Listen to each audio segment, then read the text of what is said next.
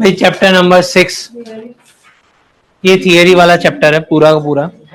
अब कहानी ऐसी है कि इस थियरी वाले को थियरी पढ़नी चाहिए या नहीं पढ़नी चाहिए, और ये थियरी बेसिकली इस चैप्टर को है ना पार्ट 1 में रखना चाहिए था, बराबर। ये पार्ट 1, और अभी तक जितने भी जगह पे मैं ये बोला कि આવું થાય કરી લો, જેમ કે પેલું ક્લોઝિંગ સ્ટોક ની અંદર આપણે ઓછી વાળી વેલ્યુ લખતા હતા, શું કામ લખતા હતા? એટલે હું કહેતો કે ભાઈ જે ઓછી હોય લખી દેવાની.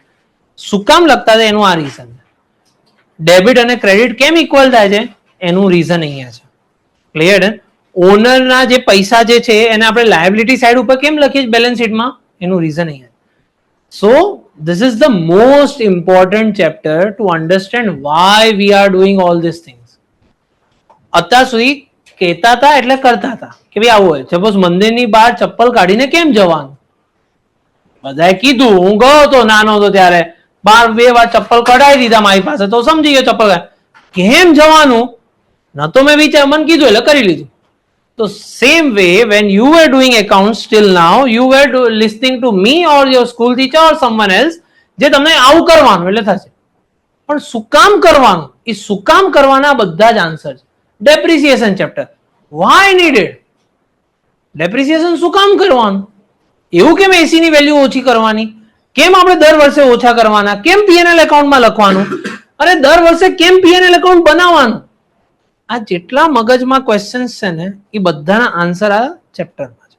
નાઉ હવે આપણી સ્કૂલની મેથડ જે છે ને એ થોડીક અલગ છે. આ સમજાવવા કરતા કોઈને સમજાવવામાં ઇન્ટરેસ્ટ જ નથી, બધાને એવું છે કે ફટાફટ કરી દો, આમાં ટીક માર્ક કરી દો કે આ કેટલા માર્ક્સનું આવવાનું છે, આપણું કામ પતી જાય. અગેન આની અંદરથી ક્વેશ્ચન્સ કઈ ટાઈપના પૂછી શકે, તો પૂછી શકે ક્લોઝિંગ સ્ટોકને આપણે કેમ ઓછી વેલ્યુ પર લઈએ છીએ, કયા પ્રિન્સિપલ પ્રમાણે. તો તમને 4 ઓપ્શન આપ્યા, તમારે એમાંથી સિલેક્ટ કરવાનું. ડેપ્રિસિએશન કયા પ્રિન્સિપલ ઉપર કટ કરીએ છીએ આપણે, તો 4 ઓપ્શન આપેલા છે કે આઈધર તમને 1 લાઇનર પૂછે, એમાં તમારે પ્રિન્સિપલનું નામ લખવાનું કે આ રીઝનના લીધે આપણે કરીએ. તો મેં શું કર્યું, આ નોટ્સ જ્યારે બનાવીને ત્યારે આની અંદર તમારા લોકો નોટ્સમાં મેં આખી થિયરી છાપી જ દીધી છે, જે થિયરી છે, બરાબર. મેં આની અંદર સ્પેસિફિકલી આ પીડીએફ ની અંદર શું કર્યું, દરેક કોન્સેપ્ટની નીચે તમારા એક્સરસાઇઝમાં જે ક્વેશ્ચન્સ પૂછેલા હતા ને અને એના આન્સર આમાં આવતા ને તો એ કોન્સેપ્ટની નીચે લખ્યું કે આ પર્ટિક્યુલર આવું રીઝન આ કોન્સેપ્ટમાં છે. એટલે તમારે શું થઈ જાય કે આને તમે જોઈ જાઓ તો તમારું એક્સરસાઇઝ ના દરેક ક્વેશ્ચન શું થઈ જશે, સોલ્વ થઈ જશે. એટલે તમને જો ડાઉટ આવે કે સર આમાં કયો આન્સર આવે, તો આ બધા 19 પાના કેટલા છે પીડીએફ ના એ જોઈ જાય એટલે ખતમ થઈ જાય. હવે 19 પાના આખા નથી, આટલા બધામાં આટલું જ લખેલું છે, એટલે 19 પાના છે. જો હું દરેક વસ્તુ 2 પેલામાં કરી કાઢું તો આના અડધા પાના થઈ જાય, એટલે એટલું બધું 19 એટલે એટલા બધા મોટા પાના નથી. Now starting with the chapter name. Chapter name is convention, concepts, assumptions and principles of accounting. Now convention શું હોય, concepts શું હોય, assumptions શું હોય, principles શું હોય, આપણે આ 4 વસ્તુ પર ડિસ્કસ કરીએ. તો કોન્સેપ્ટ નો મતલબ શું છે, અહીંયાથી તમે લોકો સાઉથ ઇન્ડિયા ફરવા ગયા છો? ઓકે નથી, સારું. સૌરાષ્ટ્ર ગયા છો? સૌરાષ્ટ્ર લોકોને ખબર શું હોય? હા, સૌરાષ્ટ્ર સાઈડ એટલે રાજકોટ આવી ગયું, લીંબડી આવી ગયું, આ બધું. જેમ તમે નીચે જાઓ ગિરનાર તરફ જવાની જગ્યા ઉપર, ત્યાં તમે સૌરાષ્ટ્ર, ત્યાં જમવા સાથે હંમેશા શું હોય ખબર છે? છાસ, બરાબર, છાસ હોય. પંજાબ વાળા લોકો જે હશે એ લોકો જમવા સાથે શું લે? શું કામ? તો આપણે જયારે કોઈ વસ્તુ કરે કે અહીંયા તો છાસ હોય જ છે, એટલે આપણે કે અહીંયાનો કોન્સેપ્ટ જ એવો છે કે અહીંયા જમવા સાથે છાસ હોય, અહીંયાનો કોન્સેપ્ટ જ એવો છે. ક્લિયર? તો કોન્સેપ્ટ શું છે જે એની સાથે એટેચ થયેલું છે. હોઈ શકે કે તમે કોઈના ત્યાં સૌરાષ્ટ્રમાં જાઓ ત્યાં છાસ ના આપે, અહીંયાનો કોન્સેપ્ટ હોય છે છાસ આપવાનું, ખબર નહીં આ લોકો કેમ ના, બટ આ એની સાથે એટેચ છે. ક્લિયર? તો કોન્સેપ્ટ. એઝમ્પશન્સ. એઝમ્પશન્સ કોઈ પણ વસ્તુ હોય ને એની અંદર દરેક જગ્યાએ એઝમ્પશન્સ હોય છે. તમે ગમે તે વસ્તુ તમારા દરેક જગ્યાએ એઝમ્પશન. તમે જે દિવસે સ્કૂલમાં જશો કે આજે સવારના સ્કૂલમાં જાઓ છો, કાલે જવાના સ્કૂલમાં, બે યાર પેલા કકડાટ કરશે, બે યાર આની બાજુ ક્યાં, એઝમ્પશન કે આજે મજા જ આવશે, કોઈને જોઈને તમને એમને એવું થાય આ મજા આવી જશે. એઝમ્પશન કદાચ હોઈ શકે એ દિવસે એનું ગળું ખરાબ છે એની વાત જ ન કરે તમારી જોડે, પણ તમારું એઝમ્પશન છે. તો કોઈ પણ વસ્તુ જ્યારે ચાલુ થાય એની પહેલા શું હોય, એક એઝમ્પશન. ક્લિયર? તો કોઈ પણ એકાઉન્ટન્સી લઈ લો કે કોઈ પણ લેંગ્વેજ, એની અંદર એક શું છે, એઝમ્પશન છે. ક્લિયર? તો એઝમ્પશન આવી ગયું, કોન્સેપ્ટ. કન્વેન્શન. કન્વેન્શન નો મતલબ થઈ જાય પ્રથા. જેમ કે આપણે મંદિરની બહાર જઈને ચપ્પલ કાઢી લઈએ, શું કામ કાઢીએ? મમ્મી પપ્પા કાઢે છે. મમ્મી પપ્પાને પૂછો શું કામ કાઢીએ? દાદા દાદી કાઢતા હતા. આ પ્રથા છે જે વર્ષોથી ચાલે છે. ક્લિયર? તો આ શું થઈ ગયું? કન્વેન્શન્સ થઈ ગયું, જે વર્ષોથી ચાલતું જઈ રહ્યું. તો એકાઉન્ટ્સ અંદર જે પેલા કરતા, ભાઈ મને કોઈએ કીધું ડેપ્રિસિએશન કરવાનું એટલે હું કરું છું દર વર્ષે. મને કોઈએ કીધું આવી રીતે લેજર આવી રીતે લાઈન બનાવવાની, હું આ રીતે લાઈન બનાવ. કોઈએ મને કીધું તું બુક આડી કઈ કારણ, ભાઈ આવી રીતે આવે જેવી રીતે કરું છું. આ કન્વેન્શન્સ થઈ ગયું. ક્લિયર? અને હવે આવે principles. Principles are the rules. Principles are the rules which are set by us. So at a time accountancy is a language. Language છે તો એનું કોમન, જેમ કે ગુજરાતી અને ઇંગ્લિશ તમે બંને ભાષા ભણેલા છો, બરાબર? તમે આ નોટબુક હોય ને, તમારી આ નોટબુક, એની અંદર આમ લાઈન્સ હોય છે, બરાબર? તમે જ્યારે ગુજરાતી લખો ને ત્યારે ઉપરની લાઈનને અડીને લખતા હો, અને ઇંગ્લિશ લખો ને તો નીચેની લાઈનને લખીને અડીને લખતા હો. બંને ભાષા છે તો બંનેમાં કેમ આપણે એક ઉપરની લાઈનમાં લખીએ, એક નીચેની લાઈનમાં લખીએ છીએ? The only way there are the rules કે ભાઈ ઇંગ્લિશ છે તો એ નીચેથી ચાલુ થશે, ગુજરાતી છે શું કરશે? ઓવે. ગુજરાતી અને હિન્દીની અંદર એવું છે કે હિન્દીની ઉપર શું આવે? લાઈન આવે, ગુજરાતીમાં નથી આવતી. Clear? So these are the rules. So at a time when accountancy is a language, we need to set the rules. ભાઈ આ રીતે જ બધા કરશે તો શું થાય? ખબર પડશે. નહીં તો શું થાય? આ બીજું કઈ કરશે, હું બીજું કઈ કહીશ, ખબર પડશે નહીં. કોમ્યુનિકેશન શું થઈ જશે? અટકી જશે. હવે હું આને એવું કહું કે ભાઈ કંપાસ આપ, કેમ આને મને કંપાસ જ આપ્યો? આ રૂલ સેટ કે ભાઈ આને કંપાસ કહેવાય, એને બુક ના આપી, એને પેન ના આપી, એના ચશ્મા ના આપ્યા, કઈ ના આપ્યું, આ કંપાસ કહેવાય. તો અમે બંને સમજી ગયા કે ભાઈ મારો કંપાસ ખોવાઈ ગયો છે, તો હું પેલા બહાર જઈને હવે કંપાસ એક મળ્યો છે તો એ કંપાસ ગોતી ના આવે, એ સાપનર ના પેલા છોતરા ગોતી ના, આ કે આ ગોતો છો. આપણે બધાનો રૂલ છે કે ભાઈ આને કંપાસ કે done. Clear? So that is way we are happening. તો આ બધી વસ્તુ કરવાનો રીઝન શું છે? એક ક્લિયર થાય, કોમ્યુનિકેશન કન્સિસ્ટન્ટ રહે અને કમ્પેરેબલ રહે. ક્લિયર? અને આ એવું કે મારો કંપાસ મોટો છે પેલા કરતા, બરાબર, પેલાના કંપાસ કરતા, તો કંપાસનું ક્લેરિફિકેશન કમ્પેરિઝન થઈ શકે. હવે આ કંપાસ કરીને પેલો બેગ સમજતો હતો કે મારી બેગ મોટી એટલે પેલો કે મારી કંપાસ, બંને જણ ઝઘડો કરે, આપણે વચ્ચે ગયા શું ઝઘડો કર્યો? મારો કંપાસ પેલો કે મારો મોટો જોન આવે. ભાઈ ગાંડા, તું કંપાસ પેલો કે છે તું બેગ સમજીને બેઠો, તો તારી બેગ તો મોટી જ હોય ને, બેગ ની અંદર કંપાસ આવે. જો વસ્તુ શું થશે કે આ કમ્પેરેબિલિટી પણ ક્લિયર થઈ જશે. હવે આ એકાઉન્ટિંગ પ્રિન્સિપલ્સ કોણ બનાવે? તો એકાઉન્ટિંગ પ્રિન્સિપલ્સ જ્યારે પણ બનાવે, કારણ કે આખા વર્લ્ડની ભાષા છે. એમેઝોન પણ બિઝનેસ કરે છે, ટેસ્લા પણ બિઝનેસ કરે છે, રિલાયન્સ પણ બિઝનેસ કરે છે, અને ઓસ્ટ્રેલિયાની કોઈ કંપની પણ બિઝનેસ કરે. તો આ બધાના વર્લ્ડની અંદર બધા કોમ્યુનિકેટ કરે તો બધા એક લેવલ ઉપર જ આવવું પડે. તો એના માટે આ લોકોએ શું બનાવ્યું? જનરલી એક્સેપ્ટેડ એકાઉન્ટિંગ પ્રિન્સિપલ્સ, જેનું નામ શું આપી દીધું? ગેપ. આ ફૂલ ફોર્મ યાદ રાખવાનું. આના ત્રણ રીઝન હતા. સૌથી પહેલું યુનિફોર્મિટી. યુનિફોર્મિટી એટલે અમેરિકામાં જે રીતે બેલેન્સ શીટ બને એ રીતે ઇન્ડિયામાં બનશે ને એ જ રીતે આપણું ઓસ્ટ્રેલિયામાં પણ બનશે. બીજું ફેરનેસ, કે ભાઈ એવું ના ચાલે કે ઇન્ડિયા વાળો પોતાની હોશિયારી દેખાવા માટે ડેટા જ ખોટી રીતે દેખાય અને ભાઈ આમાં તો આવું થઈ ગયું, એવું નહીં. ફેર, ભાઈ આને આવી રીતે જ કરવાનું છે. ટ્રાન્સપેરન્સી, દરેક વસ્તુ વ્યવસ્થિત, કારણ કે દરેક વસ્તુ એના પૈસા જે છે, તમે કોઈ પણ બિઝનેસ સારો છે ખરાબ છે કઈ રીતે કરો? ચલો એક વસ્તુ કહી, આપણે બીજો એક્ઝામ્પલ, બિઝનેસને છોડી દઈએ, આપણે બિઝનેસમાં ગયા જ નથી એટલે આપણને નથી ખબર. હા, એક નવું સ્ટુડન્ટ કાલે આવીને બેઠું અહીંયા, બરાબર, તમે એને પૂછ્યું કે આવી રીતે હા એ લોકો કર્યું, નામ બામ પૂછ્યું, બધું પૂછ્યું, પછી કીધું 10th માં કેટલા પર્સન્ટેજ આવ્યા હતા? અને એને કીધું 10th ની અંદર મારા 98% આવ્યા હતા. 98%. તો કે સાચે તો 98 આવ્યા? પેલે કે હા મને 98 આવ્યા હતા. હવે 98 કે 94% કીધું, તમારા મગજમાં એની શું ઇમ્પ્રેશન બને? હોશિયાર હશે, સ્ટુડિયસ હશે, ભણવાવાળી છોકરી હશે કે છોકરો હશે ભણવાવાળો હશે, ભણવામાં સખત જોરદાર હશે. આ તો કેમ? કારણ કે તમને એના 94 કરતા તમને ભરોસે બોર્ડની અંદર અમારા આટલા આવ્યા, તો એનું પણ ચેકિંગ એવી રીતે જ થયું હશે ને. તો એના 94 જે છે ધેટ મીન્સ કે અમારા સ્ટાન્ડર્ડ કરતા આ રીતનો છે. તમારા કદાચ 80 આવ્યા તો એ 94 છે, તો તમને એટલું ગેપ દેખાશે. ક્લિયર? એ સ્ટાન્ડર્ડ ઉપર તમને શું છે? ભરોસો છે કે ફેર છે, કે એવું નહીં કે ગુજરાત બોર્ડ વાળા આને અલગથી બોલાવ્યો હશે. ચૂપચાપ બધા છે ને, સવારના એક્ઝામ હોય તું રાતના આવજો, અમે તને પેપર આપશું, તારે જાતે લખ. તમને ભરોસો કોના ઉપર છે? બોર્ડ ઉપર છે કે ભાઈ આના 94. હવે માની લો કે એવું કે થોડીક વાર રહીને તમને ખબર પડે, આમ 3 મહિના તો એની ઉપર તમે આમ પેલા થઈ ગયા, ફીદા થઈ ગયા, કઈ કરે એટલે યાર 94 આ ઈ રખડો, એટલે આપણે ઘરમાંથી ઈ રખડતો હોય તો પણ આપણે મમ્મી પેલા 94 આવ્યા ને એને પણ બહાર જોવા દે, પિક્ચર જોવાનું, તું મને રોકી રાખે આમ છે એ ને આપણે. પણ એક દિવસ અચાનક એના ઘરે ગયા ને આપણને ખબર પડી એની માર્કશીટ નીકળી, એનું કોઈ અલગ જ બોર્ડ હતું, NIOS કરીને. એના હવે સ્ક્રીનિંગ બોર્ડ આવે છે, જે બધા લોકો જે ફેલ થયા ને એ લોકો પછી ત્યાંથી પાસિંગ કરાવી લેતા. હા, ત્યાં જઈને તમને ખબર કેવા સપના ચૂર ચૂર જાય કે ના લાયક હારો મારા કદાચ ડફોડ નીકળાતો 10માં ફેલ થયેલું છે અને મધ્યપ્રદેશ થી માર્કશીટ લઈને આવ્યો હતો ને એમાં 94 કૂદતો હતો. સી સો ફોર ધેટ હવે કોઈ બિઝનેસમેન એવું કરે કે પેલો ટેસ્લા વાળો એવું કે હું આટલા પૈસા છાપું આમ છાપું, અહીંયાથી અચાનક અદાણી કે હું તો એનો બાપ છું ભાઈ, હું આવી રીતે કામ કરું.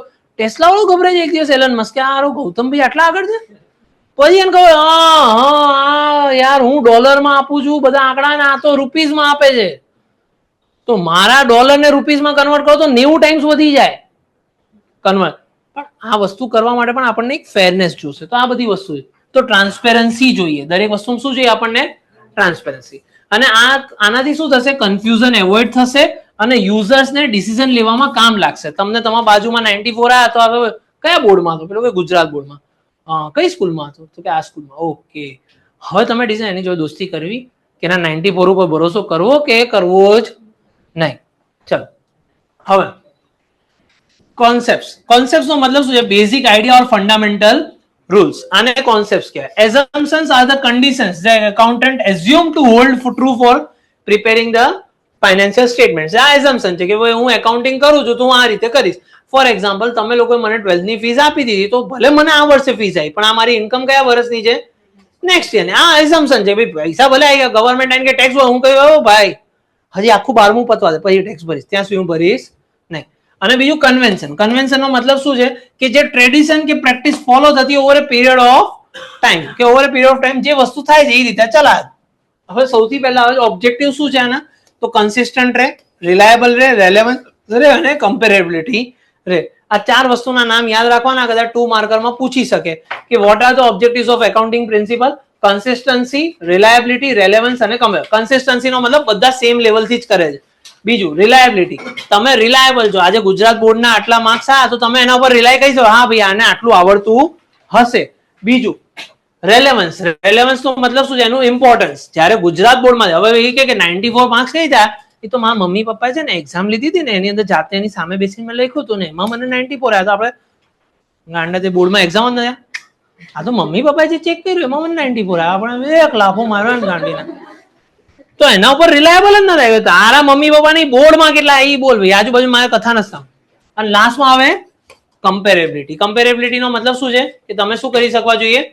કમ્પેર કરી શકવા જોઈએ. આજે એના 94 અને માની લો બીજા કોઈના 80 આવ્યા તો તમે કમ્પેર કરી શકો. Gujarat board same paper same દિવસે એને આપેલું હતું, સેમ ટેક્સ્ટ બુક હતી, તો હવે કમ્પેર કરવું શું થઈ જશે? ઈઝી થઈ જશે. ચલો હવે સૌથી પહેલો કોન્સેપ્ટ આવે છે going concern concept. Going concern concept નો મતલબ ગોઈંગ એટલે ચાલતું રહેવું, કન્સર્ન એટલે બિઝનેસ, કોન્સેપ્ટ કોઈ પણ એકાઉન્ટિંગ કોઈ પણ માણસ કરે ને તો એ રીતે કરે કે એનો બિઝનેસ વર્ષો વર્ષ સુધી શું કરવાનો છે? ચાલતો જ રહેવાનો છે. ક્લિયર?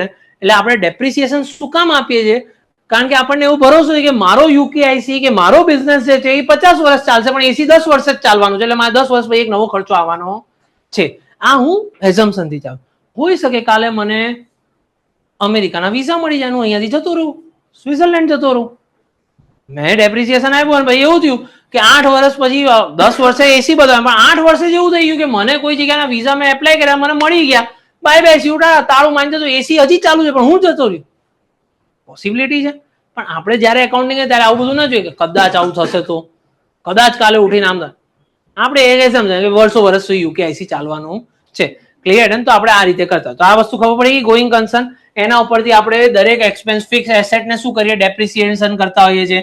પ્રીપેડ એક્સપેન્સ અને ડેફર્ડ રેવન્યુ એક્સપેન્ડિચર વચ્ચે ફરક રાખતા છે. અમુક એક્સપેન્સ પ્રીપેડ છે. પ્રીપેડ એટલે મેં પહેલેથી રૂપિયા આપી દીધા, તો એને આપણે અલગ રીતે દેખાડીએ. જે આપણે બેલેન્સ શીટમાં લાયબિલિટી અને એસેટ સાઈડ ઉપર લખતા હતા, આઉટસ્ટેન્ડિંગ સેલરી લખતા હતા, એ બધું. તો આ બધું એનું રીઝન્સ છે. હવે કન્સિસ્ટન્સી. કન્સિસ્ટન્સી નો મતલબ શું છે કે તમે જે મેથડથી કામ કરતા એ મેથડથી કામ કરો તો તમને એકચ્યુઅલ પ્રોફિટ લોસ ખબર પડશે કે ભાઈ શું ફરક પડ્યો. કે તમે જે કરતા હોય, જો તમે દર વખતે મેથડ બદલતા રહેશો તો તમને સાચો પ્રોફિટ લોસ કોઈ દિવસ ખબર પડશે નહીં. ક્લિયર? અને તમને ખબર જ નહીં પડે કે તમે હોશિયાર થયા કે મેથડે ચેન્જ કર્યું એટલે પ્રોબ્લેમ થયો. માની લો કે આજે તમે યુકેઆઈસી માં જ રોજ પેપર લખો છો, તો તમે પહેલી વારના પેપર જે હતા ફર્સ્ટ ટર્મ સુધીના, પછી બીજા વારના પેપર હતા, એમાં તમે કમ્પેરિઝન કરી શકો કારણ કે સેમ માણસ સેમ પેપર ચેક કરે. હવે માની લો માણસ જ બદલાઈ ગયો, પેપર ચેકિંગ હતું, કાલે ઉઠીને માનસી મેડમ, નિખિલ સર, કોઈ નથી, બીજું જ કોઈ નવું જ આવી ગયું અને એને પેપર ચેક કર્યા. આ પહેલા આના 30 માંથી 15 માર્ક આવતા હોય, 50%. કોઈ નવું ચેક કરાવે, નવું ચેક કરે, કઈ જોતું જ નથી. એમને માર્ક્સ આવે, કકડાટ ની છોકરા છૂટીને શું આવીને વાત કરે કે મારા આટલા માર્ક્સ, હા ધબ દબાઈને માર્ક્સ આપે 28, 29, 30, 28, 29, 30, મૂકી જ દે માર્ક્સ.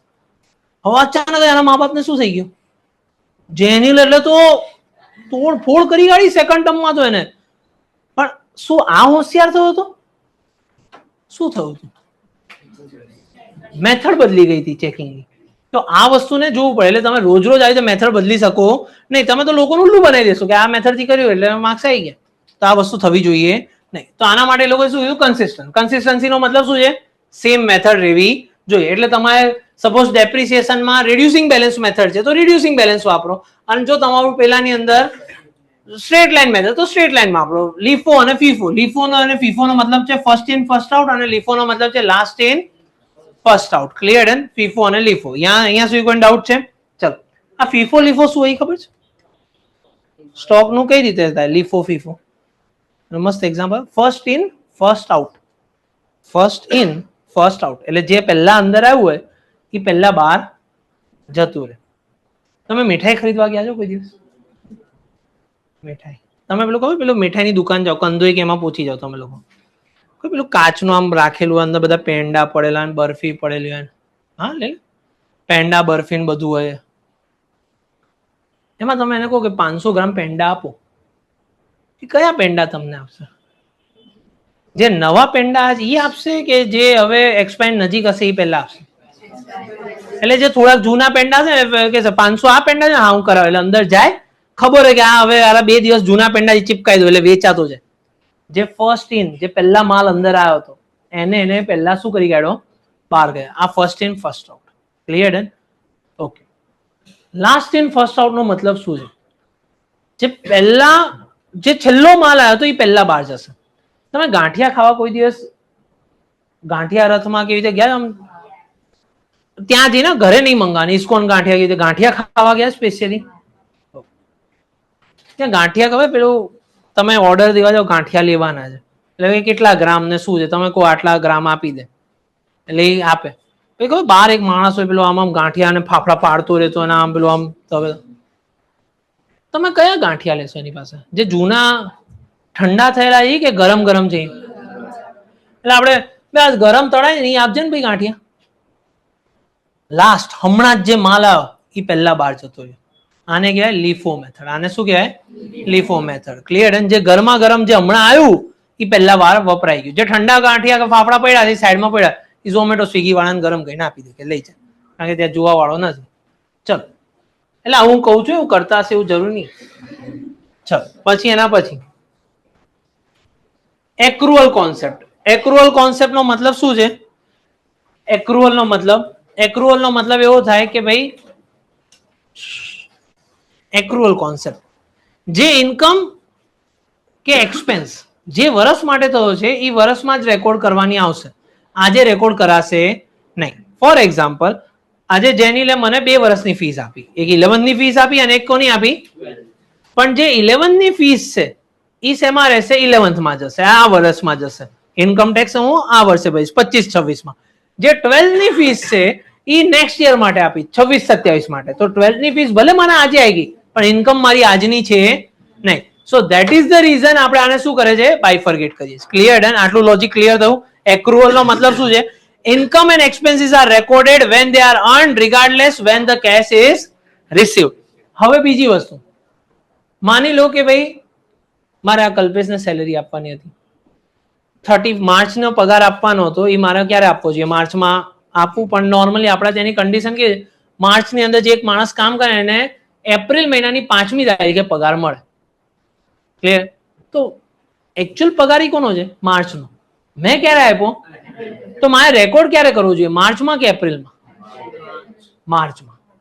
ખર્ચો મારો ક્યાંનો છે? તો મારે માર્ચમાં રેકોર્ડ કરવાનો. હું ભલે એપ્રિલમાં આપું છું તો કેશ જયારે આપું છું ત્યારે જોવાનું નહીં, ખર્ચો કયા ટાઈમનો છે? માર્ચ. એને મને કામ ક્યારે કરી આપ્યું? ક્લિયર? એને મને એની સેવાઓ ક્યારે આપી? તો ત્યારનું મારે રેકોર્ડ કરવાનું. ક્લિયર? ડન? એટલે આપણે આઉટસ્ટેન્ડિંગ સેલેરી પ્લસ કરીએ. નહીં તો કરવાનું કેમ મગજ મારી હતી? પૈસા નથી આપ્યા તો નહોતો લખવા. આપણે કરીએ ના ભાઈ આ તો આ વર્ષની સેલરી છે અને આપણે આઉટસ્ટેન્ડિંગ સેલરી શું કહી દઈએ છીએ પ્લસ કરી દઈએ છીએ. ચલો accounting entity concept. Accounting entity નો મતલબ એવો છે કે ભાઈ ઓનર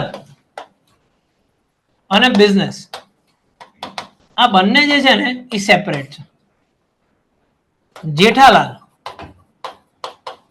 અને ગડા ઇલેક્ટ્રોનિક્સ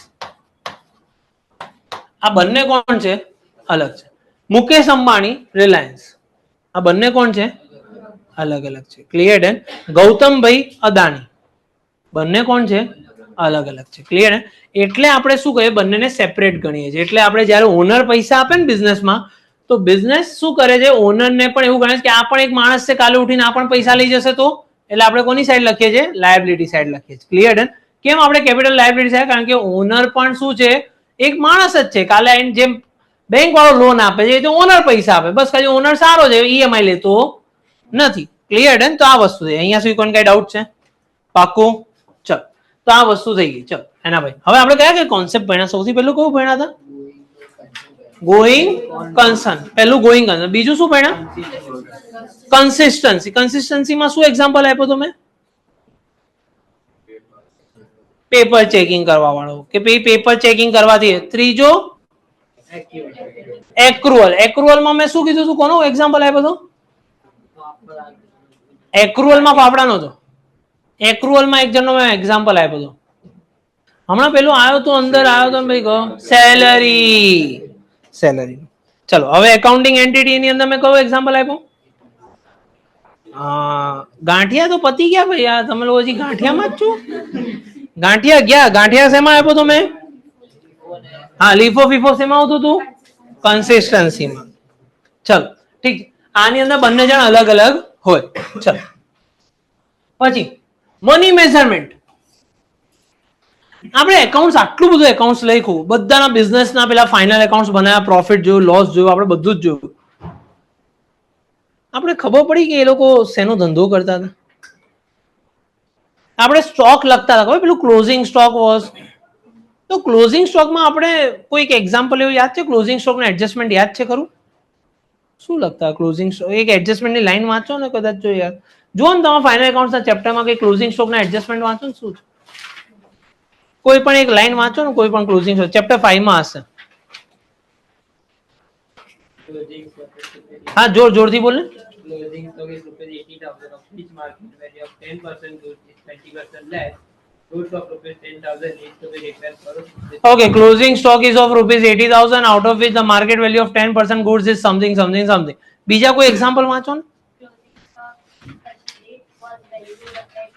Closing stock પછી date is was valued at rupees 50,000. આ બે આપણે સમ જોયા. કોઈ જે એવું લેવું હતું કે ક્લોઝિંગ સ્ટોક ની અંદર કેટલા કિલો પડ્યું હતું કેટલા ટન પડેલું હતું કેટલા લીટર પડેલું હતું. આપણે દરેક વસ્તુને શેમાં મેઝર કરી પૈસામાં. શેમાં મેઝર કરી 50,000 નો માલ પડ્યો હતો. 50,000 નો કેટલો માલ પડ્યો હતો 4 કિલો 400 કિલો 4 લીટર શું પડ્યું હતું 4 ઘડિયાળ 4 મોબાઈલ ફોન 2 મોબાઈલ ખબર જ નથી. આપણે બધું જ શેમાં મેઝર કરીએ છીએ તો જે પૈસામાં તોલાય જે વસ્તુ પૈસામાં લખાય એને જ આપણે એકાઉન્ટ્સ કહી શકીએ. નહીં જે આપણે અત્યાર સુધી કરીએ છીએ ને આપણે ખબર યાદ હતું ચેપ્ટર નંબર 2 પાર્ટ 1 નું તો એની અંદર જે પૈસામાં હોય એને આપણે ઇકોનોમિક ટ્રાન્ઝેક્શન કહેતા. જેને પૈસામાં મેઝર ના કરી શકાય શું થઈ જાય ભાઈ આજે આ જતા જતા આ વચ્ચે પડી ગયો અને મેં એને હેલ્પ કરી કે ભાઈ શું થયું તને લાય ચાલ હું તને મૂકી જાઉં તો મેં એને હેલ્પ કરી પણ આ વસ્તુ લખી શકીશ નહીં. ક્લિયર હે.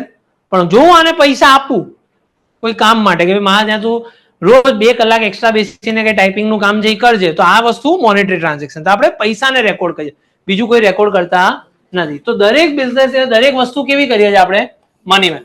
તો જો સ્ટ્રાઇક કે વર્કરની કોઈ સ્ટ્રાઇક થાય કે રેઝિગ્નેશન આવે તો આપણે રેકોર્ડ કરતા નથી. સેલ્સ હંમેશા શેમાં રેકોર્ડ થાય મોનેટરી ટર્મ્સમાં. આપણે ફિઝિકલ ગુડ્સ કોઈ જોતા જ નથી. ચલો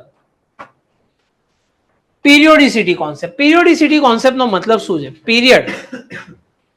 પીરિયડ નો મતલબ શું હોય ટાઈમ. તમારા સ્કૂલમાં કેટલા પીરિયડ્સ હોય છે 4 8 6 5. ઓકે પીરિયડ એટલે ટાઈમ કહી શકાય? તમને ખબર પહેલો પીરિયડ પછી તો બીજો પીરિયડ તો તમને ટાઈમિંગની ખબર પડે છે એવું પણ કહી શકાય? હા. હવે હું એવું કહું, પીરિયડ તમે 11th ની અંદર કેટલો પીરિયડ આપશો? 1 year. 12th ને કેટલો પીરિયડ આપશો? 1 year. ફર્સ્ટ સ્ટાન્ડર્ડ ને પણ 1 year. આ પીરિયડ એટલે the longevity of the time. કેટલો ટાઈમ છે? સપોઝ તમારા સ્કૂલનો પીરિયડ છે એ 30 મિનિટનો હોઈ શકે કે 45 મિનિટ્સનો હોઈ શકે. Period is the longevity of the time. When we are discussing the longevity of the time, business તો બહુ લાંબા સમય સુધી ચાલવાનો છે. આજે રિલાયન્સ કેટલા વર્ષો ધીરુભાઈએ ચાલુ કર્યું, મુકેશભાઈ પછી એનો છોકરા બધા ચાલુ. તો મારે ક્યારે જોવું કે રિલાયન્સ પ્રોફિટેબલ છે કે નથી, કે મારે ક્યારે મેઝર કરવું કે રિલાયન્સનો પ્રોફિટ થાય છે કે લોસ થાય છે? તો મારે શું કરવું પડે? આટલા મોટા ટાઈમને નાના નાના પાર્ટ્સમાં ડિવાઈડ કરે, જેને આપણે કહીએ પીરિયડ, જેને આપણે શું કહીએ? તમારી આખા દિવસની સ્કૂલ જે છે એ 5.5 કલાકની હોય તો એ લોકો નાના નાના ટુકડામાં ડિવાઈડ કરે છે, અને એટલે એનું નામ શું આપે છે? પીરિયડ. સો બેઝિકલી આપણે શું કરીએ છીએ કે આપણો બિઝનેસ તો વર્ષો વર્ષ ચાલશે. આ 2015માં જે ચાલુ કરેલું છે એ મારું હોઈ શકે 2100 સુધી ચાલે. તો પણ હું 100 સુધી રાહ નહીં જોઉં. હું શું કહીશ? દર વર્ષે 2016માં જોઈશ કે યુકેઆઈસી કેવું કરે છે, 2017માં જોઈશ કેવું કરે, 2018માં જોઈશ કેવું કરે. તો આ રીતે. તો આનાથી શું થાય? ઇવેલ્યુએટ કરવાની ખબર પડે. તમારે દર વર્ષે એક્ઝામ લેવાય સ્કૂલમાં, ફર્સ્ટ, સેકન્ડ, થર્ડ, તો તમને શું કરે છે લોકો? ઇવેલ્યુએટ કરે છે. એ તમને થોડો થપ્પો મારીને આપે છે કે ના તું હવે પાક્કું ફર્સ્ટમાં ફેલ તો એટલે આ જિંદગી હવે બસ પતી ગઈ, 4 રસ્તા ગોતવાનું ચાલુ કર, ક્યાં ઉભા રહેવાનું છે. એ શું કરે? તમને ઇવેલ્યુએટ કરે છે. 8, 9, 10 બધી વસ્તુ. તો આ પીરિયોડિસિટી. તમારે બિઝનેસને શું કરવું પડે? અલગ અલગ ઇન્ટરવલ્સ ઉપર શું કરવું પડે? Check. That is the reason we are making final accounts. That is the reason we are preparing trial balance at the end of the year. કે ભાઈ આપણું કઈ રીતનું છે, એટલે આપણને ખબર પડે કે હવે નેક્સ્ટ ટાઈમ શું ધ્યાન રાખવું ને શું નહીં. એના પછી આવે ફૂલ ડિસ્ક્લોઝર. ચલો ફૂલ ડિસ્ક્લોઝર પહેલા આપણે જઈએ. હવે પહેલો આપણે કોન્સેપ્ટ કયો ભણ્યા હતા? Going concern. બીજો શું ભણ્યા હતા? પહેલો કયો ભણ્યા હતા? બીજો? ત્રીજો? એક્રુઅલ. ત્રીજો કયો હતો? ચોથો?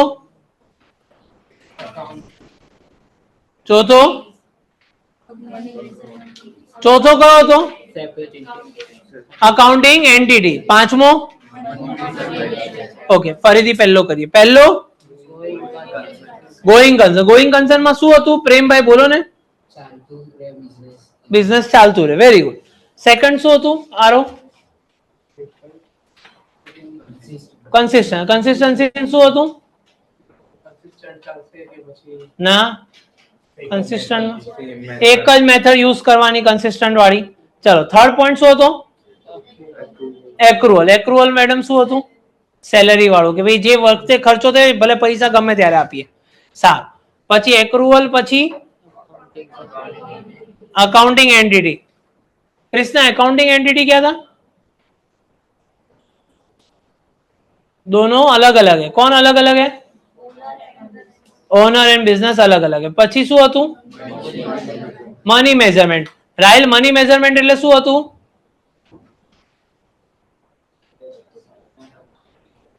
જે વસ્તુ મનીના ટર્મ્સમાં મેઝર થાય. એનો આપણે કયો એક્ઝામ્પલ લીધો તો ચેક કરવા માટે? શું? હા સાચું. કોને હેલ્પ કરી હતી? જૈનિલને મેં હેલ્પ કરી હતી. નો નિકમ. Very good. પછી એના પછી કયું છે? પીરિયોડિસિટી. પીરિયોડિસિટી બોલો ને. હા, એની અંદર આપણે શું વાત થઈ હતી? કોઈ વાત થઈ હતી. કઈ વાત થઈ હતી? આમ થોડી ઘણી યાદ હોય છે.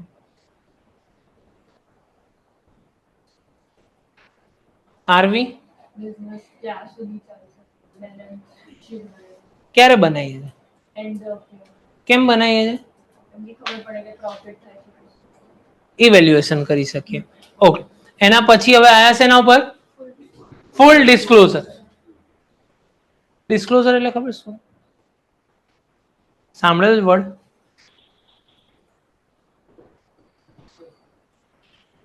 હા હા. ડિસ્ક્લોઝર શું હોય? બધું ભૂલી જાઓ. શું કરવું? બંધ કરવું? ના, ડિસ્ક્લોઝ કરવી એટલે બતાવી, જાણ કરવી. પિક્ચર જોવા જાવ ને ધુરંધર, જોયું કે નથી જોયું? અરે યાર વાંધો નહીં. એટલે તમે લોકો ક્યાંથી જોઈ શકો? પણ જેટલા લોકો હા પાડી બધા ઉપર તો બહુ આ દેશ ખાડેમ ગયેલો છે. પણ હવે બેઝિકલી ધુરંધરની પહેલા કોઈ પણ મૂવી હોય ને એની પહેલા એક ડિસ્ક્લોઝર આવે. ડિસ્ક્લોઝર એટલે એવું કે ભાઈ આ આખી મૂવીની અંદર કોઈ પણ જીવિત અને મૃત વ્યક્તિ જોડે લેવા દેવા નથી, કોઈ પ્રાણીને આની સાથે કોઈ હર્ટ કરવામાં આવ્યું નથી, એવું બધું આગળ આમ લખાયેલું આવે. ડિસ્ક્લેમર, ક્લિયર હે? ડિસ્ક્લેમર આવે એની અંદર. એટલે ડિસ્ક્લોઝર એટલે બતાવવું, બરાબર? ફૂલ ડિસ્ક્લોઝર એટલે બધું જ કેવું કે બતાવું, કે કોઈ પણ વસ્તુ છુપાવી નહીં. તો હવે એકાઉન્ટિંગ વાળા એવું કીધું કે તમે જયારે એકાઉન્ટ્સ લખો ને ત્યારે બધું કહી દેવાનું, કોઈ વસ્તુ બાકી રાખવાની નહીં. તો બધું જ લખી લો, બધું. એટલે બધું એટલે શું લખીએ? પેલા લોકો એવું તો કે ભાઈ તમે કોઈ મેથડ ચેન્જ કરી હતી, એટલે સપોઝ આ એના ઘરે જઈને એવું કે મમ્મી મારા માર્ક્સ તો છે ને પહેલા 10 આવતા હતા, 10 30 માંથી 10 15, હવે અચાનક હું તો બહુ હોશિયાર થઈ ગયો મમ્મી. એટલે એવું બોલ્યો નહીં હોશિયાર છે મમ્મી, હવે મારા છે ને 28 આવવા લાગ્યા. મમ્મી ખુશ, ક્લેપ, બધા ખુશ. આને ખબર છે 28 કેમ આવ્યા છે, કારણ કે માનસી મેડમ નિખિલ સર નું બીજા કોઈ ભાઈ આવ્યા ને એને દબાઈને ચેક કરી લીધું ના આપી દીધા. એ બોલ્યો જ નહીં. કે જે ખુશ થતા જોયું જશે સેકન્ડ ટર્મનું રિઝલ્ટ આવશે ત્યારે, બરાબર? તો આ વસ્તુ શું એ ખોટી છે. ફૂલ ડિસ્ક્લોઝર કે મમ્મી 28 આવ્યા છે. શું કામ આવ્યા છે? કારણ કે પેલા ચેકિંગ વાળું છે ને આ વખતે કોઈ નવા ટીચર આવે એને ચેક કર્યું હતું પેપર એટલે આવ્યા છે. તો આપણને હજી અડધું, એને બહુ લિબરલ ચેક કર્યું હતું. એવા સર છે એ વાતો કરતા કરતા ચેક કરે છે, ધ્યાન જ નહીં હોતું. એ મસ્ત રીતે આમ જોતા જાય, પાના પહેલા ચક ચક ચક ચક આવી ગયા આપણા માર્ક્સ. હાઉ આ ફૂલ ડિસ્ક્લોઝર. ક્લિયર હે? તો તમે ઇન્ફોર્મેશન આપી ખરી કે મારા 28 આવ્યા, પણ એની સાથે કેવું પડે કે કઈ રીતે 28 થયા હતા. તો ભાઈ આવે તો કે તમારી કોઈ મેથડ બદલાઈ ગઈ, કે તમે કોઈ વસ્તુને છુપાઈ દીધી છે. કોઈ ઘણી વાર તમારી કન્ટીજન્ટ લાયબિલિટી હોય છે, અત્યારે નથી પણ આગળ આવા સમયમાં આવવાની છે. તમે કહી દીધું ભાઈ માં તો છે ને, હવે 2-3 ઓપ્શન લઈ આને. એક ઓપ્શન આને ઘરે જઈને કીધું મમ્મી મારા તો છે ને 27 આવ્યા છે. 27 એટલે આઈધર એવું, ચલો આને બીજી સૌથી ઈઝી વેમાં રનિંગની રેસ, સ્પોર્ટ્સ રનિંગમાં આ ભાઈ અચાનક જ ઘરે જઈને એવું કહે મમ્મી હું તો છે ને સેકન્ડ આવ્યો રનિંગ કોમ્પ્લેક્સ સ્કૂલમાં. ખુશ, બધા ખુશ. ભાઈ ખબર પડી 2 જ જણ દોડવા વાળા હતા, એમાં સેકન્ડ હતો. તો now you need to disclose કે ભાઈ સેકન્ડ એટલે આવ્યો કારણ કે 2 જણ હતા એમાંથી હું સેકન્ડ છું. અગેન બીજો કયો એક્ઝામ્પલ હોય છે? ઘણી વાર તમારે આ પણ થઈ જાય કે ભાઈ માનો તમારા માર્ક્સ બહુ સારા, એટલે ઘરે જઈને તમે કીધું કે મમ્મી મારે તો છે ને આજે બધી રીતે વ્યવસ્થિત રીતે તમે બહુ મહેનત પણ કરીને કહેતા આવી કે આઈધર માર્ક્સ સારા આવી ગયા, તમને ખબર હતી ભાઈ કોપી કરી છે તમે, પણ તમારા મનમાં ફરક છે કે સાલું આજે જો સીસીટીવી ચેક કરશે પકડાવતું. એટલે ઘરે ખાલી એટલું કીધું મમ્મી કેવું ગયું પેપર આજે હતું? બહુ સરસ. કેટલા માર્ક્સ આવશે? 28. મને ચેક કરીને પણ આપી દે 28. પણ તમારા અવાજથી પેલું અંદર હોય કે ભાઈ આવતો છે કાલે જો આવશે તો. એટલે પેલું આજે કીધું હતું પેલા ટીચરે કે આજે હું છે ને બધા સીસીટીવી ચેક કરવાનું, જેને જે કર્યું હશે કોપી કરી છે ને તો કાલે વાટ લે. તમે આજનો દિવસ તો ઊંઘી જઈએ.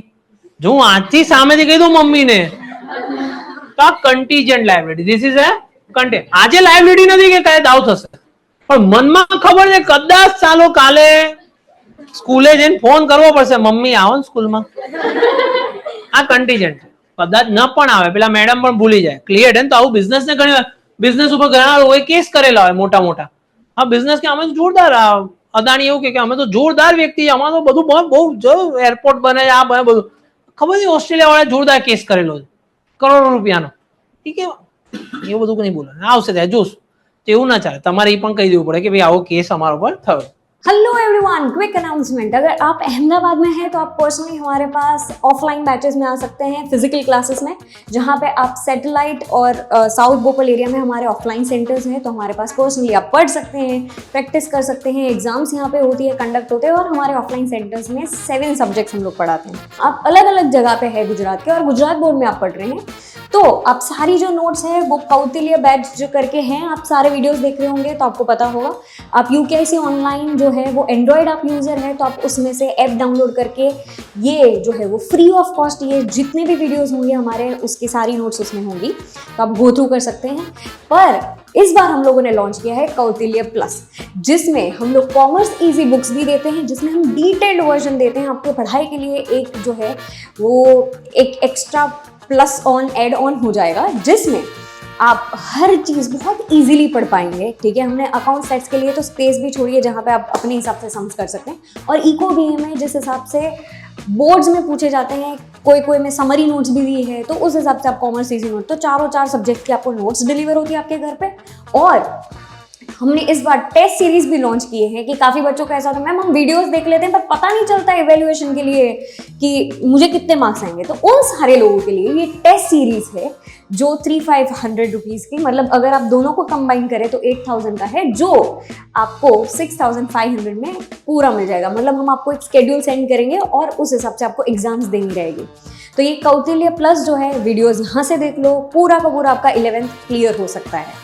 ठीक है, तो ये जो है हमारा कौटिल्य, उसका थंबनेल कुछ ऐसा दिखता है, कौटिल्य प्लस का थंबनेल कुछ ऐसा दिखता है। और अगर आप iOS के हैं तो आप हमारे वेबसाइट थ्रू लॉगिन कर सकते हैं और उसमें से ये पूरा कोर्स आप देख सकते हैं।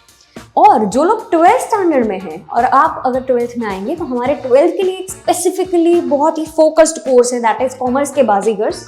ठीक है, जो आपको चार सब्जेक्ट अकाउंट सेट्स इको भी पूरा आपको वहाँ पे पढ़ाया गया है। जो रिकॉर्डेड लेक्चर्स रहते हैं, जो है 9999 एंड 10,000 रुपीज़ का कोर्स है जिसमें आपका पूरा 12th कवर हो जा रहा है। ठीक है, मेन 4 सब्जेक्ट्स वाला। और बाजीगर प्लस नाम का जो एक कोर्स हमने इस बार लॉन्च किया है उसमें टेस्ट सीरीज और कॉमर्स इजी बुक्स भी आ जाती है। तो मतलब आप आइडियली देखने जाओगे तो 15,000 में टोटल आपका पूरा का पूरा 12th गुजरात बोर्ड कंप्लीट हो जाता है। मतलब आप एग्जाम्स भी दे रहे हैं, आपके पास नोट्स भी आ गई है और आपके पास वीडियोस भी है, मतलब हर चीज एक ही जगह पे। So now you can continue with your lecture. હવે જ્યારે ફૂલ ડિસ્ક્લોઝર આવે એના પછી શું થયું ખબર, એક નવો કોન્સેપ્ટ આવ્યો, મટીરિયાલિટી કોન્સેપ્ટ. ફૂલ ડિસ્ક્લોઝર એટલે તમારે બધું જ ઘરે કહેવાનું. ભાઈ સ્કૂલની અંદર રેસ હતી એમાં સેકન્ડ આવ્યો, પણ કારણ કે હું જ બે હતા ને એમાં અમે સેકન્ડ 28 માર્ક્સ આવ્યા કારણ કે ટીચર લિબરલ હતા અને આવું થયું, આજે સીસીટીવી નું તો આમ. તો યાર એકાઉન્ટન્ટ એવું કીધું તમે કોઈ બધું જ કહેવાનું, તો હું શું આખો દિવસ બધું જ કહું? કે અમે લોકોએ આજે છે ને રૂમ નંબર 2 માં એસી નહોતું ચાલુ કર્યું, રૂમ નંબર 1 માં અમે લોકો એસી થોડુંક મોડું ચાલુ કર્યું હતું, એટલે આ વખતે મહિનાનું બિલ છે ને અમારું એટલે ઓછું આવ્યું. શું મારે આ બધી વસ્તુ કહેવાની? એકાઉન્ટન્ટ પૂછવા, એકાઉન્ટન્ટ કે આ લોકો ડસ્ટબિન લે તો મારે લખવાનું dustbin as an asset. 4 dustbin લીધા, કારણ ડસ્ટબિન તો એસેટ થઈ ને, 4 જણને ડસ્ટબિન આપ્યા. તો પછી કીધું ના યાર આટલે બધું અંદર નહીં જવાનું, જે કામનું એ જ કહેવાનું. હવે કામનું એને કહેવાનું, એનો મતલબ થઈ ગયું મટીરિયાલિટી. એનો મતલબ શું થયું? મટીરિયાલિટી. મટીરિયલ જે વસ્તુ છે એને કહો, જે કામ. ફોર એક્ઝામ્પલ રિલાયન્સ આજે 50 ડસ્ટબિન લે ને તો એને કોઈ જાણ કરવાની જરૂર જ નહીં. ભાઈ ડસ્ટબિન લીધા લખી દે ઓફિસ એક્સપેન્સ 50 ડસ્ટબિન 100 રૂપિયાનું, 50 × 100 નાખી દેવાનું ઓફિસ એક્સપેન્સ. એના માટે એકાઉન્ટન્ટ જાય નહીં, dustbin comes in to cash goes out, આવું ના, ડસ્ટબિન ઓફિસ એક્સપેન્સમાં નાખી દેવાનું. પણ એ જ વસ્તુ પાણીપુરીની લારી વાળો 50 ડસ્ટબિન લે તો એને કેવું પડે તે 50 શું કામ લીધા? તું મ્યુનિસિપાલિટી થોડો કામ કરે કે 100 મીટર રાખવાના હતા. તો એને કેવું પડે? તો મટીરિયાલિટી શું થઈ ગયું? કોને ઇમ્પેક્ટ કરે છે? જો ઇમ્પોર્ટન્ટ છે તો કહો. હવે તમારા ઘરે મમ્મી પૂછે બેટા આજે શું કર્યું સ્કૂલમાં? બસ એ જ હતું એ જ, કારણ કે કઈ છે જ નહીં કહેવા માટે. હું શું કહું? પેલો બાજુમાં ભાઈબંધ હતો, ચેપ્ટર ચાલતો તો એમાં લીઠાડા મારતો તો, 2 જણના ઉપર ચશ્માના ડાગલા બનાયા. હવે એનો કઈ મતલબ જ નહીં બોલવાનો, એટલે એ મટીરિયલ છે ને. હા પણ એવું હોય છે સ્કૂલમાં આજે પેલું કેવા હતા ફીસ માટેનું, તો એ કેવું પડે ઘરવાળા કે ભાઈ તમારે ભરવાની, જોઈ લેજો સ્કૂલની ફીસ માટેનું આવ્યું હતું. ઓકે, આજે પિકનિક આવ્યું હોય કે આજે કોઈ એન્યુઅલ ડે, આજે કોઈ તમે નાના હતા ત્યારે કોઈ જે પાર્ટિસિપેટ કરેલું હોય તો એના માટે કોઈ સર્ટિફિકેટ મળે. તો જે કામ નું પણ આજુબાજુ પેલી શું કહો, પેલા મમ્મી આજે 2 વાર છે પેલા ઢાંકણું ખોલ્યું પછી પાણી પીધું, બધું છોડો એ વસ્તુ. પછી પ્રુડન્સ, કન્ઝર્વેટિઝમ ઇમ્પોર્ટન્ટ. આ પ્રિન્સિપલ સૌથી ઇમ્પોર્ટન્ટ છે. પ્રુડન્સ, કન્ઝર્વેટિઝમ કોન્સેપ્ટ. કન્ઝર્વેટિઝમ. આપણે કહીએ છીએ કે અમારા ઘણા લોકોના આપણે છે ને એવું કહીએ કે યાર આના પેરેન્ટ્સ છે ને બહુ કન્ઝર્વ નેચરના છે. કન્ઝર્વ નેચરના મતલબ શું છે? પ્રોટેક્ટિવ. ઓકે, બીજું ના એક બાંધીને લાવે તો પાછળથી શું કહો છો? પોઝેસિવ. ઓકે, ચલો આપણે એવું સમજવાની ટ્રાય કરીએ શું કામ એવા હશે લોકો? નાનપણમાં કંઈક થયું હોય. બેઝિકલી એક મનમાં ડર હોય, એ ડરના લીધે આપણે શું કરીએ? પ્રોટેક્શન વધારી દઈએ. Clear done? એ પ્રોટેક્શન વધતું જાય, એ વધે છે એ આપણે કોઈક ડરના લીધે કે કોઈ પણ વસ્તુ લીધે. આ પ્રુડન્સ કોન્સેપ્ટ એકાઉન્ટ્સમાં એવું કહે છે, પ્રુડન્સ કે કન્ઝર્વેટિઝમ બે નામ છે, કે તમે ફ્યુચરનો કોઈ પણ લોસ છે ને, જો તમને ખબર છે કે આવું કંઈ આવવાનું, તો આજે લખી કાઢો. આજે શું કરી કાઢો? લખી કાઢો. કે તમને ખબર છે કે આવું કંઈ થવાનું છે તો તમે લખી લો. પણ ફ્યુચરની કોઈ ઇન્કમ થવાની હોય ને તો એ તમે ના લો. જેમ કે ઘણા લોકો કહે ફોરેન પણ જવાના કે બહારગામ જવાના, આમ જવાના તો કોઈને કે જ નહીં. હમણાં બસ અચાનક એટલું ફટાફટ થઈ ગયું ને, ખબર જ ન પડી ક્યારે.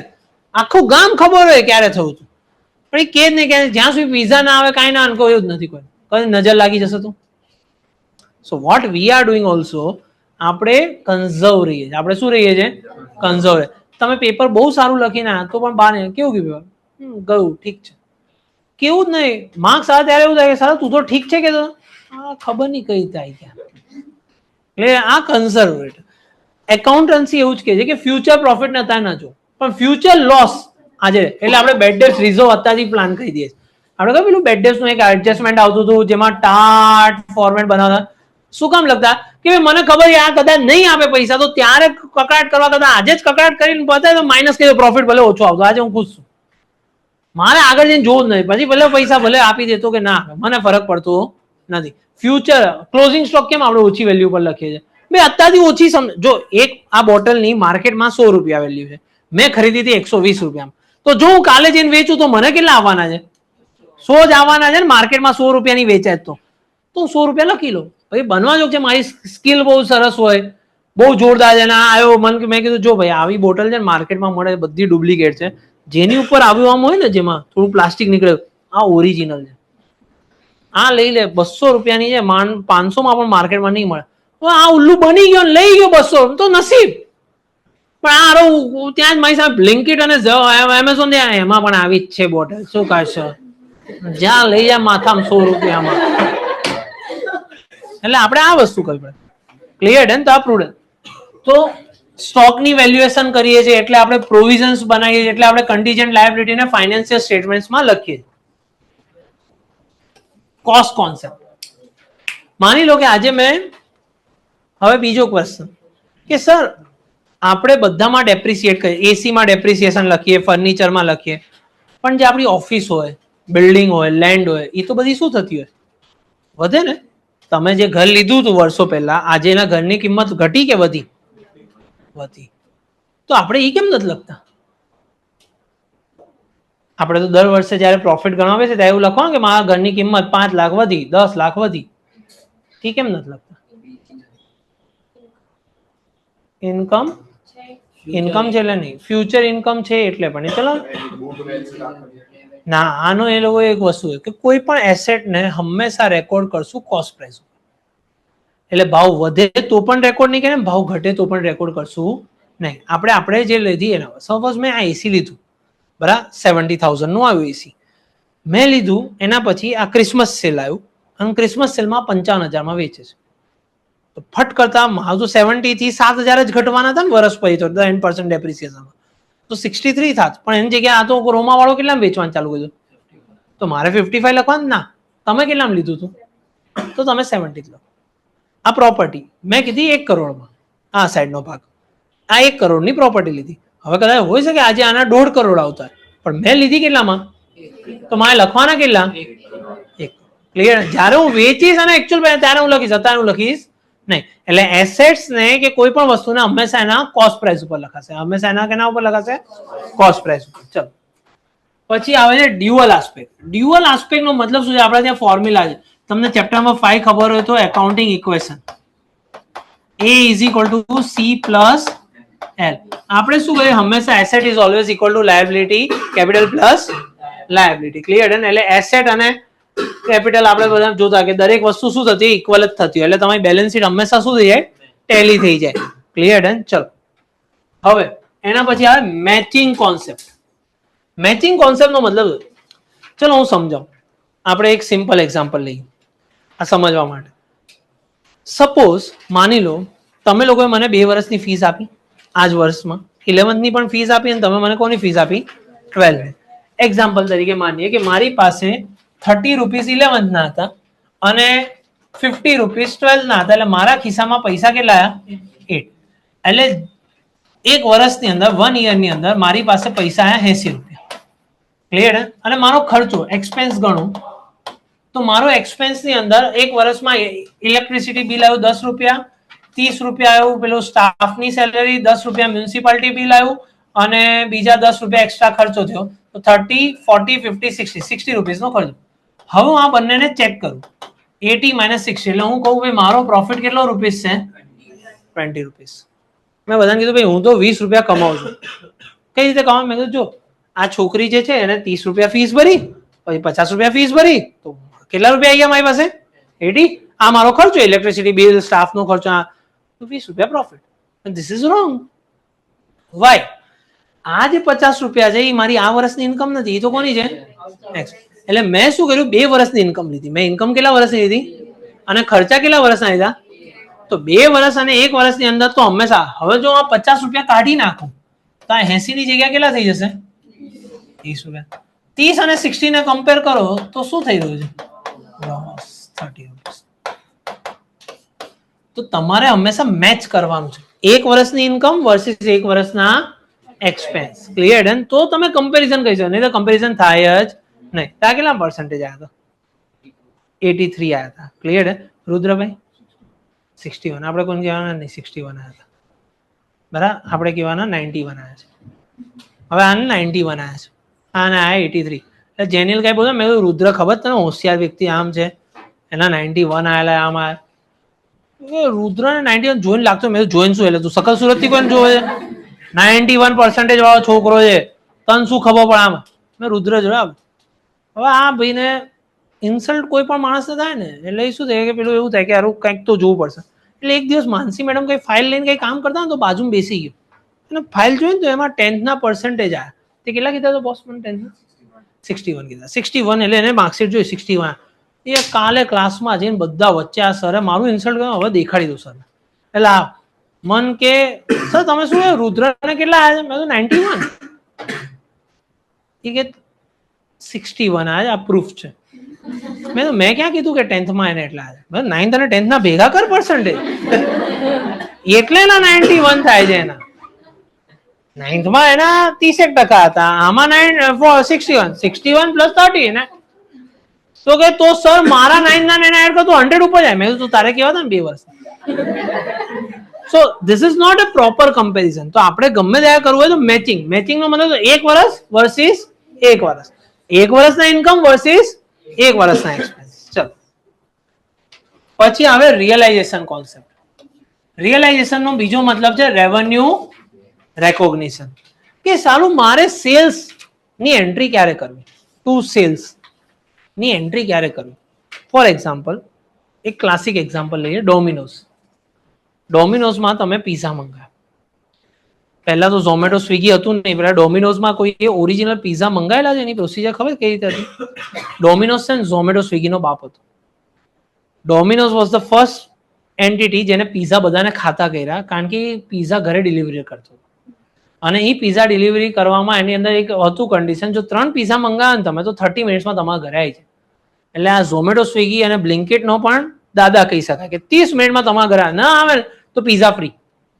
એટલે એના ત્યાં બધા રાઇડર એની પાસે બેઠા પીઝા ઓર્ડર કઈ રીતે કરવાના. એ પીઝાનો પણ એક ક્રેઝ હતો કારણ કે આપણા ઘરમાં તો કેવું છે એક તો પીઝા ખાવું ને એ પણ થોડું ઘણું એ લોકોને એવું થઈ જાય કે પીઝા એટલે party is equal to pizza. એટલે આપણે પીઝા કહીએ ને એ લોકોને આમ 2 વાર તો આંખ ચમકી જાય પીઝા.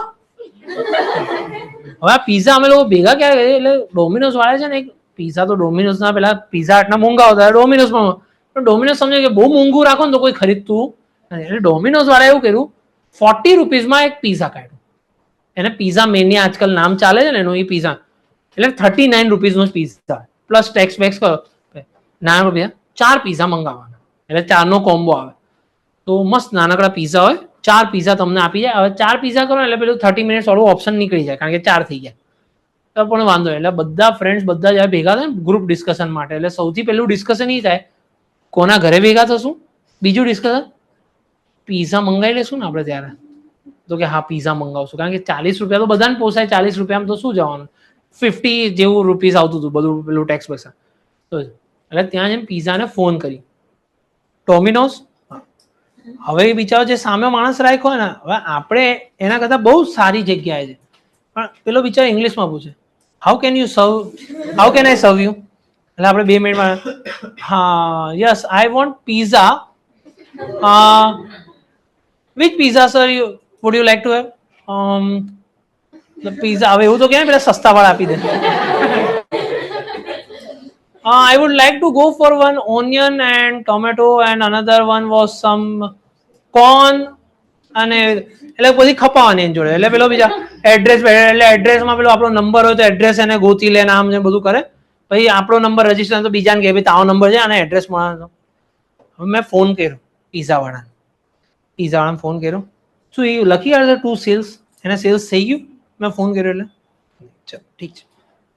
એટલે આપણે હવે સ્ટેપ ગોતીએ આ ચેક પોઈન્ટ 1 ચેક પોઈન્ટ 2 એને આપણો તમારો ફોન મૂક્યા પછી એને પેલા 4 પીઝા લઈ ગયા એને પેલા અંદર કિચનમાં આવ્યા કે આ ભાઈ આ 4 પીઝા બનાવવા મૂક. પીઝા માઇક્રોવેવમાં મૂક્યા બની ગયા, બનીને ઓવનમાં બેક થઈને બહાર આવી ગયું. શું હવે લખી કાઢશે 2 સેલ્સ? હવે એના પછી એને પેક કર્યા, ડિલિવરી વાળાને બોલાવ્યા કે જા તું ડિલિવર કર અને ડિલિવરી વાળાના હાથમાં આપીને ડિલિવરી વાળો ડોમિનોઝનો દરવાજો ખોલીને બહાર જતો રહ્યો, બાઇક પાસે પહોંચી ગયો. હવે લખી કાઢશે 2 સેલ્સ?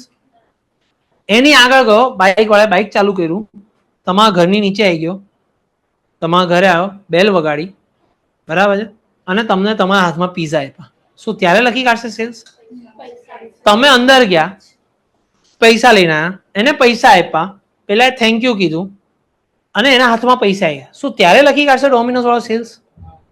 એ પૈસા લઈને પાછો ડોમિનોઝમાં ગયો અને ત્યાં જઈને એને પૈસા આપ્યા ટેબલ ઉપર કે ત્યારે લખશે સેલ્સ? ઓકે આ જ વસ્તુ ખોટી છે.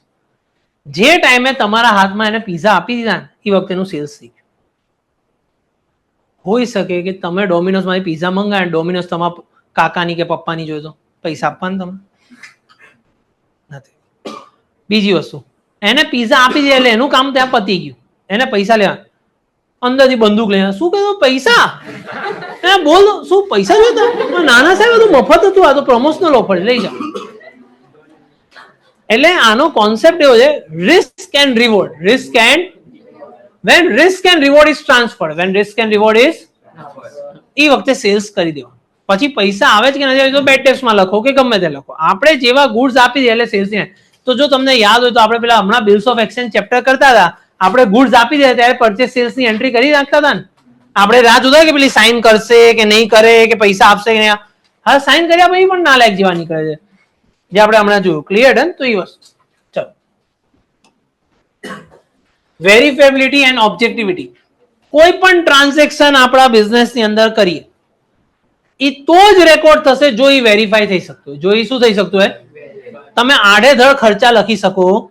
હવે મારા બિઝનેસમાં આ વખતે મને એવું લાગે બહુ પ્રોફિટ આવી ગયો, ઇન્કમ ટેક્સ વાળા આવશે, આપણે ટેક્સ નહીં ભરો એવું કોઈ લખી આ ખર્ચા મસ્ત રીતના. તો મસ્ત રીતના ખર્ચા લખવા માટે પણ મને શું જોશે? બિલ્સ જોશે.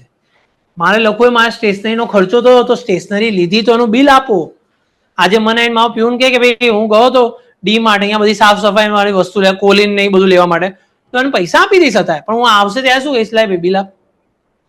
તમે ઘરેથી ફીસ માટે નીકળ્યા તો મમ્મી બાબા શું માંગશે? રિસિપ્ટ આપો. So everyone will ask you for that thing. Clear હે? સો એકાઉન્ટિંગમાં ત્યારે જ એન્ટ્રી થશે જ્યારે એને વેરીફાઈ કરી શકાશે, જ્યારે એને શું કરી શકાશે અને એનું ઓબ્જેક્ટિવ બિઝનેસ માટે હોવું જોઈએ. એનું ઓબ્જેક્ટિવ શેના માટે હોવું જોઈએ? જો બિઝનેસ માટે નથી તો એ રેકોર્ડ થશે નહીં. હવે સપોઝ માની લો મારા ફ્રેન્ડના ત્યાં આજે કોઈ ફંક્શન છે અને એને મારે વોચ ગિફ્ટ આપવી છે અને મેં બિલ લઈ લીધું, બિલ આવી પણ ગયું, મેં યુકેઆઈસી તો આ યુકેઆઈસી નો ખર્ચો નથી, આ કોનો ખર્ચો છે? પર્સનલ ખર્ચો. તો એ બિઝનેસમાં લખાશે નહીં. ઓબ્જેક્ટિવ શું હોવું જોઈએ? બિઝનેસનું. અને એ શું થઈ શકવું જોઈએ? વેરીફાઈ થવું જોઈએ. ક્લિયર? અને જે વસ્તુ વેરીફાઈ થતી લખાય નહીં. તો મને એ કહો ને એક વસ્તુ ખાલી એક સમજવી મને. સપોઝ હું નીચેથી ચા મંગાવું 40 રૂપિયાની, તો 40 રૂપિયાની ચા લઈને આવ્યો. જે ચા પીધેલી કોઈ લારી ઉપર પેલી ચા, એ જે ચા લઈને આવે એ બિલ આપે? ના આપે, બિલ ના આપે. તો મારે એ ખર્ચો બિઝનેસમાં લખવાનો કે નહીં લખવાનો?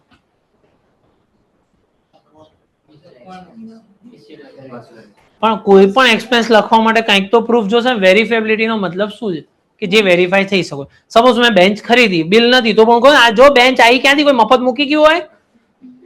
પૈસા આપ્યા ને કોઈ, એ બેન્ચ એમને તો કોઈ બહાર દરવાજા બહાર મૂકીને સાન્તાક્લોઝ ની આલો બેન્ચ રાખો, એટલે આ બેન્ચ આવી હશે ને, એવું તો મેં કીધું એને. ક્લિયર? તો બેન્ચ આવી એનો પ્રૂફ છે, વેરીફાઈ કરી શકો છો. એસી આવ્યું, પ્રૂફ છે કે લગાયેલું છે એસી. પણ 40 રૂપિયાની રોજની ચા આવતી હોય કે 50 રૂપિયાની રોજની ચા આવતી હોય, ઇન્કમ ટેક્સ હું રાતના એને આખા વર્ષના 50 × 300 રૂપીસ કરી દઈએ, 15,000 ની ચા નો ખર્ચો લખી કાઢ્યો. મન ગયા 15,000 ચા ના ગયા, લાવો પૈસા, બિલ દેખાડો. ક્યાંથી બિલ લાવો? તો ખર્ચો લખવાનો કે નહીં લખવાનો? તો એ 50 રૂપિયાની જાય કઈ રીતે? 10 રૂપિયાની ચા લાવતો હોય મેં 50 રૂપિયા લઈ ખાવા, કઈ રીતે? હવે આની અંદર ફરીથી બીજો કોન્સેપ્ટ આવ્યો, મટીરિયાલિટી. તમારો બિઝનેસ કરોડોનો છે, તો એમાં 15,000 ની ચા આવી, તો એના માટે મેથી ના મારવાની હોય. એ 15,000 ની ચા આવી એને છોડી દેવાની હોય. પણ તમારો બિઝનેસ થતો હોય આખા વર્ષમાં 10,000 નો, અને એમાં 15,000 ની ચા ગટકાઈ જાઓ, તો એવું થાય કે સારા તો આખા વર્ષ ધંધો 15,000 નો, 15,000 ની ચા પી ગયો તું, તો એ ના થઈ શકે. એટલે જોવું પડે બિઝનેસ કેવો છે. હવે એ જ વસ્તુ મારા ત્યાં 15,000 ની ચા જતી હોય, એ અજય મોદીની અંદર એક વાર મારી લિફ્ટમાં માણસ હતો, બરાબર, કોઈ એ લોકોને એક માણસ બહાર ચા બનાવવા માટે, એ લોકો સવારના તમારા ઘરે કોઈ પેલા આજકાલ તો મિલ્ક બાસ્કેટ અને મિલ્ક બાસ્કેટ હશે, પણ પેલા ચા વાળા, પેલા દૂધ વાળા ભાઈ આવતા હોય, મોટો કોથળો લઈને આવે, એમાં બધી ચા, પેલું દૂધ હોય ને બધાને ઘરની બહાર થેલી મૂકતા જાય ને. એક વાર લિફ્ટમાં ભાઈ એવો થેલો લઈને જાય, મેં શું છે દૂધ વેચવા આવ્યો અહીંયા? તો કે ના ના, આટલી તો ચા બનાવવાની હોય. તો મેં કીધું આ કેટલા 2-3 દિવસની દૂધ લઈને આ, તો આજે વપરાય. મેં કેટલી થેલી છે? તો કે 40 થેલી દૂધ લઈને આ. 40 થેલી દૂધ, 20 લીટર દૂધ લઈને આવો જી. હવે એનો ખર્ચો એ રીતનો હોય. મારા ત્યાં પેલું આ સમોસા કલ્પેશ આટલી કોથળીમાં ચા લઈને આવે યાર, આ હાથમાં પકડે, પેલો 40 થેલી લઈને ફરતો હતો પેલા લઈને. તો પણ એના માટે હવે એનો બિઝનેસ મોટો છે, તો એની 40 થેલી પણ ઓફિસ એક્સપેન્સમાં નાખી જાય. હું એવું કહું 40 તો પેલો મને કે સાહેબ તમે ભણાવો છો કે ચા પર ચર્ચા કરવા બોલાવો છો લોકો? ક્લિયર હે? સો ધેટ ઇઝ